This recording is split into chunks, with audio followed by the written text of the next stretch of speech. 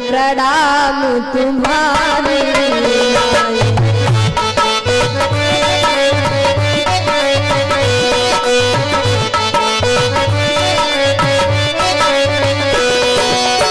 कछु न परीक्षा लेने गोसाई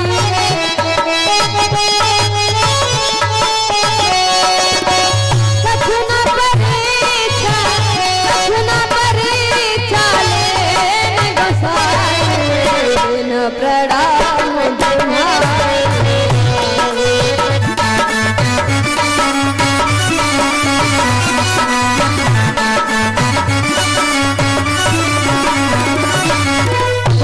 गोविंद भगवान की प्रेम से साबरे सरकार की। जैसे भगवान भोलेनाथ बाबा ने पूछा, देवी रे आई परीक्षा कैसी रही तुम्हारी परीक्षा? एकदम से सती झूठ बोल जाती, स्वामी मैंने कोई परीक्षा नहीं लिया, तुम्हारे तरह प्रणाम किया और चली आई। हम और आप लोग हो तो मान जाए, भगवान भोलेनाथ बाबा कहाँ मानने वाले। जिस प्रकार से हम और आप लोग फॉरेन नेट पे सर्च करके देख लेते हैं कि लखनऊ में क्या हो रहा, सीतापुर सिटी में क्या हो रहा, बाराबंकी में क्या हो रहा, वैसे भगवान भोलेनाथ बाबा के पास भी एक नेट सिस्टम है। कौन? ये कोई लैपटॉप या मोबाइल नहीं है।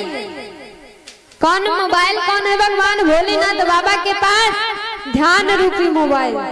भगवान भोलेनाथ बाबा ने ध्यान दिया कि तब शंकर देखूं धरि ध्यान,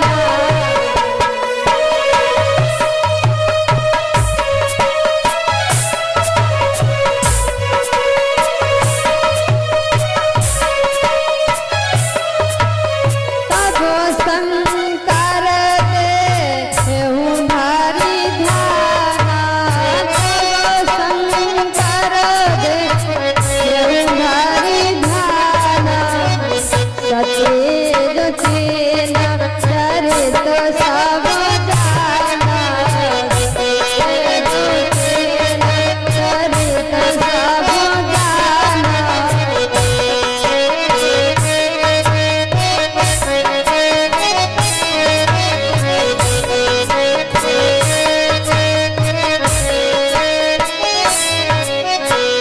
एकदम से भगवान भोलेनाथ बाबा ने ध्यान लगाया और देखा कि जाओ सती, तुमने जगत जननी माँ सीता का रूप धारण करके प्रभु की परीक्षा लिया और मेरे से झूठ बोलने कि मैंने कोई परीक्षा और इच्छा नहीं लिया। कहते हैं नारी 3 गलती करे उसे माफ कर देना चाहिए।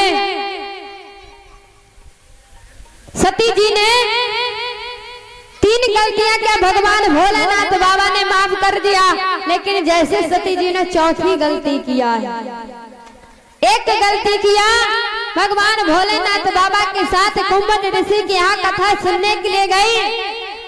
कथा नहीं सुना कोई बात नहीं, लेकिन अपमान कर दिया, एक गलती।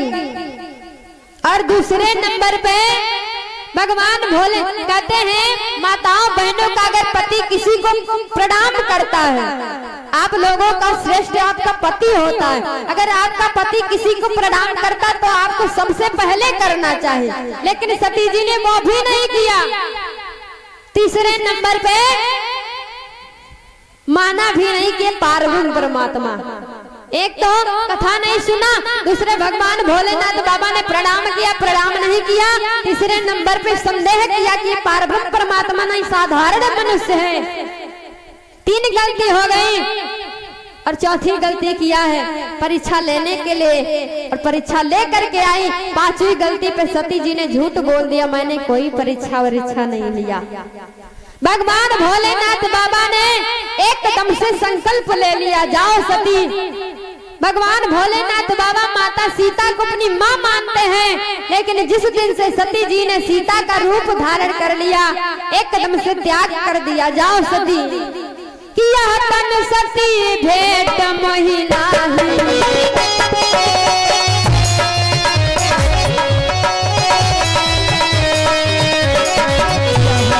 सती भेंट महिला संकल्प की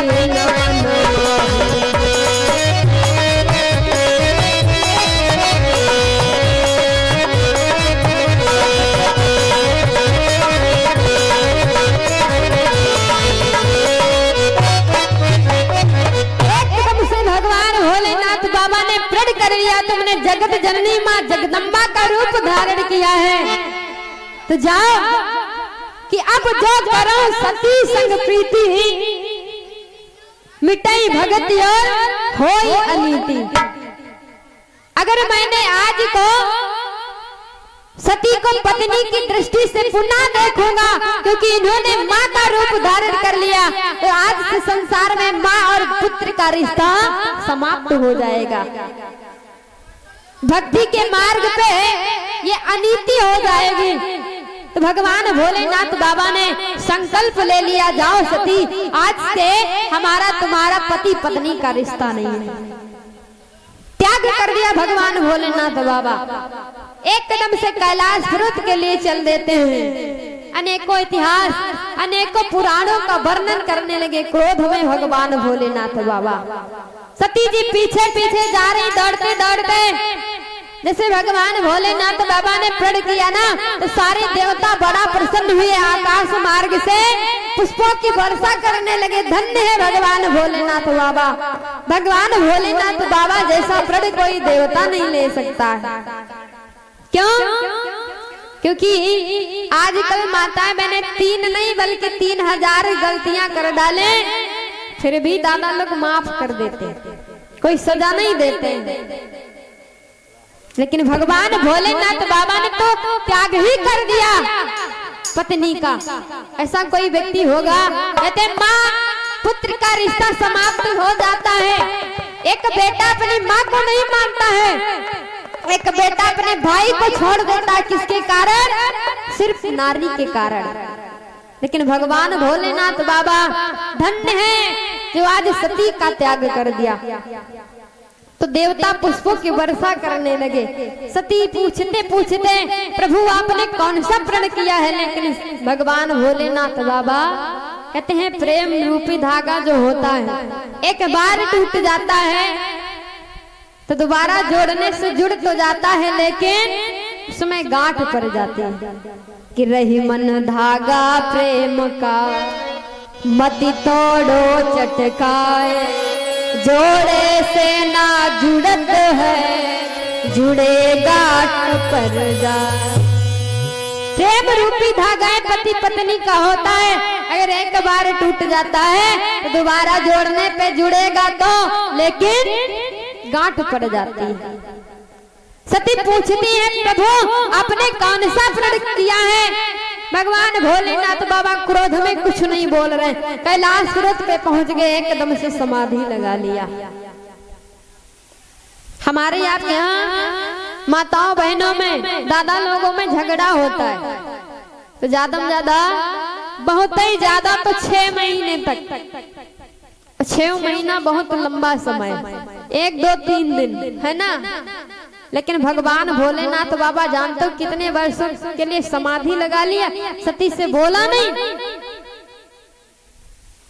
87,000 वर्षों के लिए। और यहाँ जानते हो एक पति पत्नी में झगड़ा हुआ तो पति के मुख से निकल गया पत्नी से, अगर असल बाप की होना तो मेरे से बात मत करना। अब पत्नी को बड़ी गुस्सा आई कि इन्होंने कह दिया असल बाप की होना, तो उसने भी कहा अगर तुम भी असल बाप के हो ना तो मेरे इस बात मत करना। अब झगड़ा हुआ, 2 3 4 दिन व्यतीत हो गए। पति देवता अलग चूल्हा फूंक रहे और पत्नी बढ़िया बढ़िया किचन में गैस सिलेंडर पे खाना बना रही। लेकिन उसको दया आ गई, पत्नी को दया आई, कब तक चूल्हा फूंकेंगे, चलो चल के भोजन दे आते। जैसे थाली पर उसके ले जाती, बात आ जाती कि इन्होंने कहा था अगर असल बाप की होना तो बात मत करना। बेचारी थाली वापस ले जाती, वही बात याद आ जाती।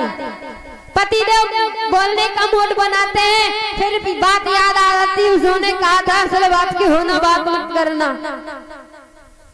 2 4 दिन 5 दिन व्यतीत हो गए, धीरे धीरे 3 4 महीने व्यतीत हो गए, यही बात आ जाती। लेकिन एक दिन पति देवता विचार करते बनेगा कुछ नहीं, ऐसा करो कुछ ऐसा उपाय करो जिससे आपस में प्रेम हो जाए।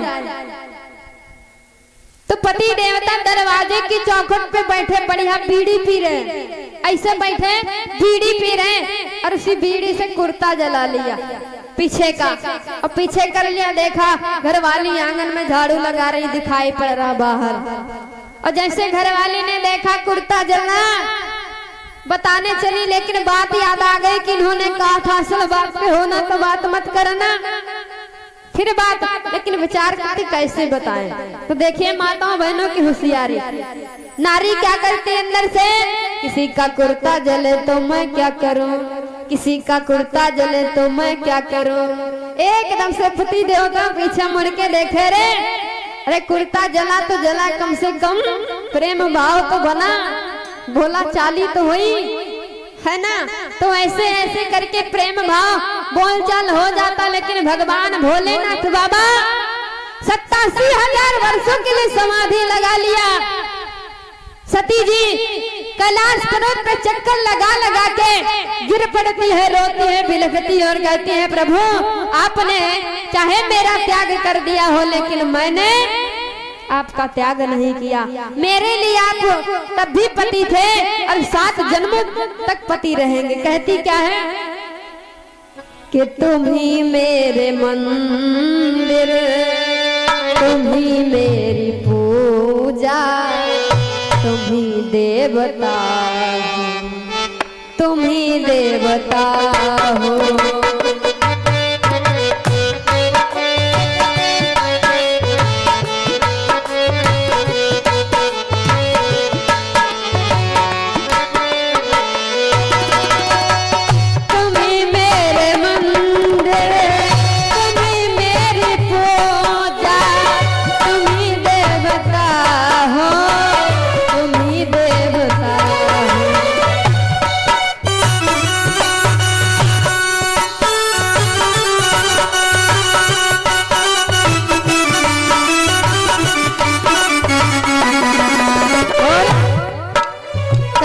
सती जी क्या,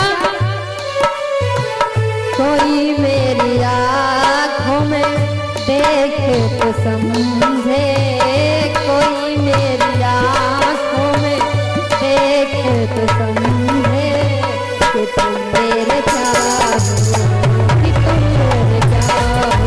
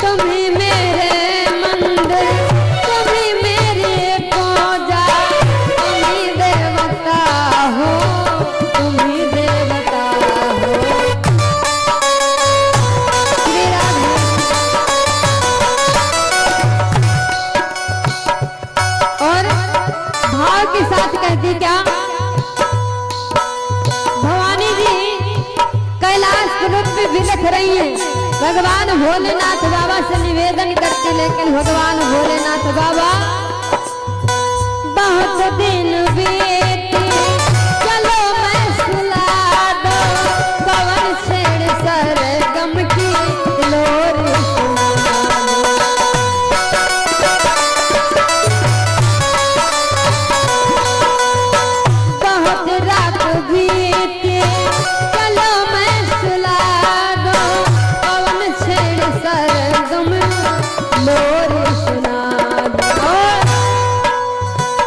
मैं हूँ एक छोटी सी माटी की गुड़िया, मैं हूँ एक छोटी सी माटी की गुड़िया, तुम्हें जीवो मेरे तुम्हें आत्मा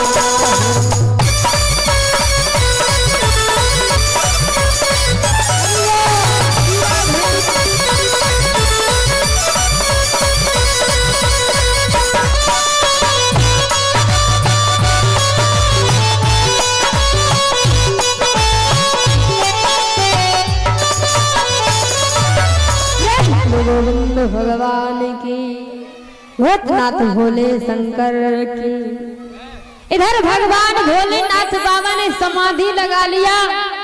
सती जी भगवान से निवेदन करती, प्रभु जिस नारी का पति हुई उससे रूठा हुआ हो, उस नारी के जीने का क्या फायदा है, इसलिए प्रभु मेरे को ऐसा वरदान दीजिए कि मैं इस शरीर से मुक्ति पा जाऊं। सती जी ने वरदान मांग लिया। धीरे धीरे 87,000 वर्ष व्यतीत हो गए। 87,000 वर्षों के बाद भगवान भोलेनाथ बाबा ने समाधि को तोड़ा है। तो सती जी ने जाना कि मेरे पिया ने समाधि तोड़ दिया, और जैसे समाधि तोड़ा जान कैसे गई, सती जी की समाधि टूट गई। पहले के जो दादा लोग उठते थे ना, तो राम नाम उच्चारण के साथ प्रातः काल उठते थे। अब आजकल माताएं बहनें जान जाती हमारे पति देव जग गए, लेकिन परिवर्तन है थोड़ा। आजकल दादा लोग उठते बाद में बेड से, और जैसे आँख खुली आवाज आती का चाय बनी गई है ना, का चाय बन गई। हम कहते जो प्रातः काल चाय का नाम लेता है, दिन भर उसके घर में चाय चाय रहती है। पहले के लोग राम नाम लेकर के उठते थे। भगवान भोलेनाथ बाबा ने समाधि तोड़ा कैसे कि राम नाम शिव सुमिरन लागे,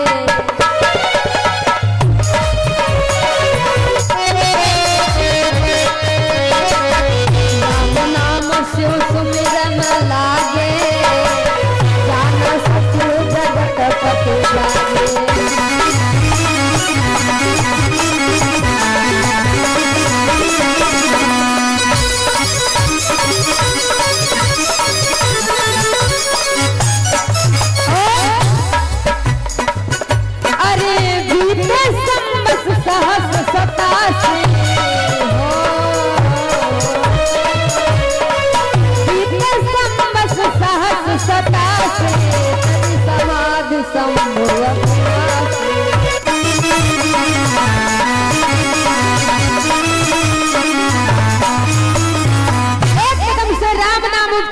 साथ में भगवान भोलेनाथ बाबा ने नेत्रों को खोला। जैसे सती जी ने देखा मेरे स्वामी ने समाधि को तोड़ दिया, एकदम से सती जी जाती है, जाई सम्मुपद बंधन कीना, सन्मुख शंकर आसन दे दीना।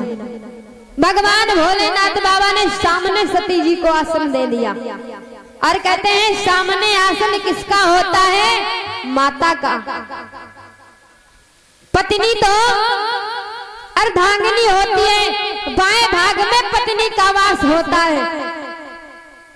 सन्मुख शंकर आसन, क्योंकि मां मान लिया भगवान भोलेनाथ बाबा ने सती की, जिस दिन से सीता का रूप धारण करके गई थी।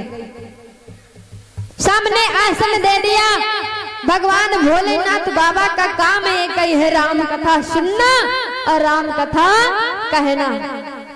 भगवान भोलेनाथ बाबा लगे कहन हरि कथा रसाला, दक्ष प्रदेश भयंत ही काला। सती जी को सामने आसन दे दिया। भगवान भोलेनाथ बाबा कथा श्रवण कराने लगे। उसी समय सती जी के पिता, जिनका नाम है दक्ष, राजा दक्ष, एक बहुत बड़ी यज्ञ का अनुष्ठान, जैसे यहाँ पे 11 दिवसीय यज्ञ चल रही ना, उसी प्रकार सती के पिता राजा दक्ष जी ने बहुत बड़ी यज्ञ का अनुष्ठान किया है। समस्त देवता, किन्नर, नाग, गंधर्व, संत महात्मा कोई बाकी नहीं है, सिर्फ 3 लोगों को छोड़ करके। एक तो विष्णु भगवान, दूसरे ब्रह्मा जी, तीसरे पे भगवान भोलेनाथ बाबा। 3 देवताओं को छोड़ करके राजा दक्ष ने समस्त देवताओं को निमंत्रण दिया है, समस्त गंधर्वों को निमंत्रण दिया है, सभी सब जा रहे हैं। और सती जी का हमेशा कथा में मन नहीं लग रहा। सती जी कभी आकाश मार्ग में देखती है तो कहीं दाएं देखती तो कहीं बाएं देखती है, कथा में बिल्कुल मन नहीं है। जैसे सती जी ने आकाश मार्ग की तरफ दृष्टि किया ना, तो देवता अपने अपने विमान सजाए, बढ़िया सुंदर सुंदर। गंधर्वों की नारियां सुंदर सुंदर गीत गा रही हैं कि सुर सुंदरी करहे कल गाना, श्रवण संत मुनि छोट ही ध्यान। राम सिया राम सिया राम जय जय राम, राम सिया राम सिया राम जय जय राम।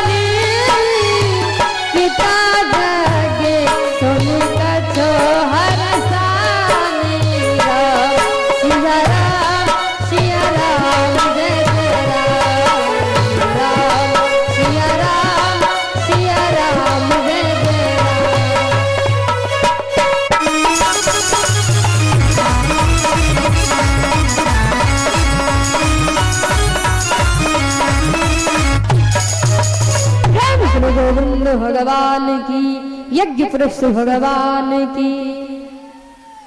गंधर्वों की नारियां सुंदर सुंदर गीत गाते हुए जा रहे हैं, बड़े बड़े संत महात्माओं के ध्यान छूट जाते हैं। तो सती जी का तो वैसे मन नहीं लग रहा, कहीं इधर देखती कहीं उधर देखती है। आकाश मार्ग में देखा और देवताओं बड़े हैं, देवता कम नहीं है। जैसे कि आज के प्राणी है ना, किसी किसी की पड़ोसी में बनती ना हो, दुश्मन दुश्मन में किसी के यहाँ एक कोई फंक्शन हो तो रिश्तेदार आएंगे ना, जिनके वहां जाएंगे, जिन उनके जो दुश्मन होंगे उनके दरवाजे से होकर आएंगे। समस्त देवता क्या आकाश मार्ग से कोई और रास्ता नहीं था जाने का राजा दक्ष के यहाँ था, लेकिन भगवान भोलेनाथ बाबा को जलाने के लिए सब कैलाश पर्वत से होकर के अपने अपने विमान सजाए निकल रहे हैं। सती जी ने देखा स्वामी ये देवता अपने सुंदर सुंदर विमान सजा के कहाँ जा रहे हैं, सुंदर सुंदर इनकी नारियां गीत गान करते हुए कितना आनंद आता है। तब तो भगवान भोलेनाथ बाबा ने कहा, देवी तुम्हारे पिता राजा दक्ष ने एक बहुत बड़ी यज्ञ का अनुष्ठान किया है। जब सती जी ने सुना हमारे पिता के यहाँ यज्ञ, बड़ी प्रसन्न हुई। पहले प्रसन्न हुई, फिर दुख हो गया।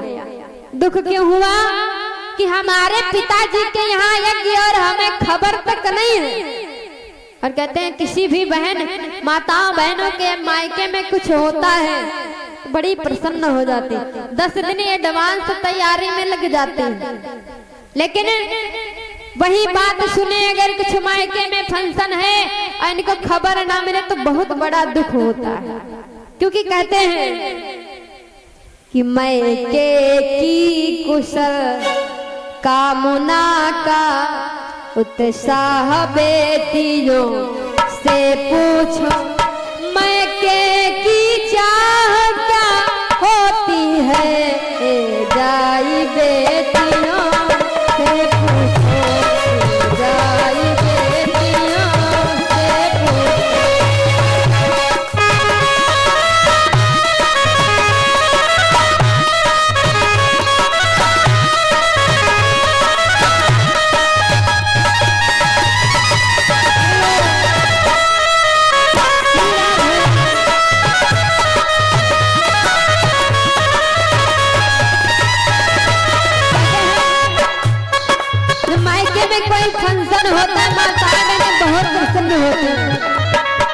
उनके हृदय से पूछो। मायके की कुशल कामना का उत्साह बेटियों से पूछो। मायके की चाह क्या होती है जाई बेटियों से पूछो।